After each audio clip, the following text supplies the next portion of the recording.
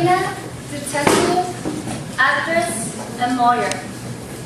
Do you know what all these things have in common? Absolutely nothing, except that they are all my childhood dreams. Now I'm a young adult, but still, a part of me yearns to become all these things. The problem is, there is limited time for me to learn and accomplish all these dreams. However, what if I were to live 1,000 years? Then I would have 10 times more time, therefore 10 times more chances of learning all the things that I want. It is exciting to think that longer life will give us longer education. Let's take a look at this. First, living 1,000 years will give us the minimal period of 100 years in education. With the lifespan of 1,000 years, our average lifespan will increase by 10 times than it is now. This means the concept of age that we perceive now will change dramatically.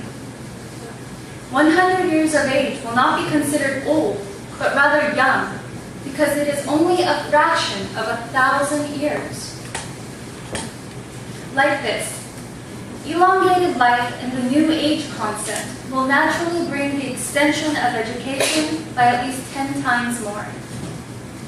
With longer life, the education period will be longer in absolute numbers. But what changes will it bring to the system of education? That brings me to my next point. Higher education will be relatively longer than the primary and secondary education period. What am I talking about? Well, currently, the universal education period is sectioned by the International Standard Classification of Education as primary, secondary, and higher education. The proportions of these education periods can be organized like this. You can see that the length of higher education is shorter than the primary and secondary education periods. It is because the primary and secondary education periods are more basic and absolutely needed for students to learn everyday skills. However, even though the primary and secondary education was normally intended for simply just learning to read or write, recently, attending college is becoming more important in the competitive job market. Therefore, it is now appropriate to add to the purpose of the primary and secondary education period. Now the purpose and the goal of the primary and secondary education is to obtain common knowledge and basic skills, and also for comprehensive learning in preparation for higher education.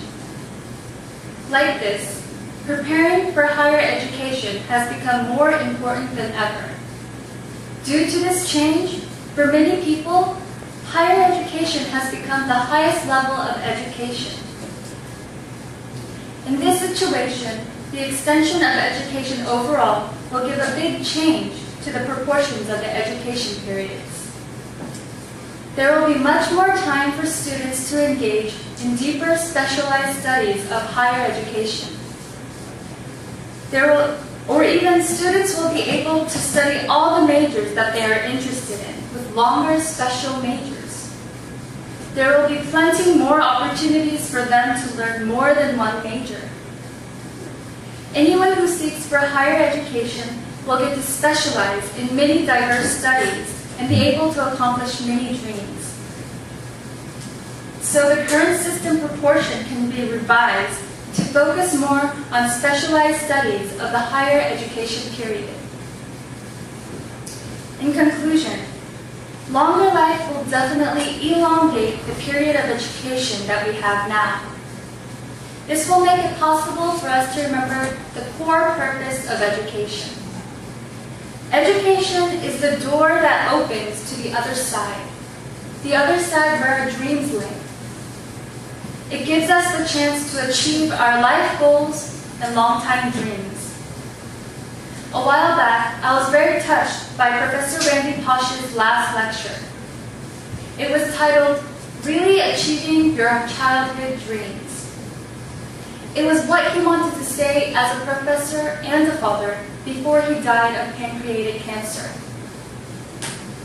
This tells us that dreams are really special, and achieving it is even more important.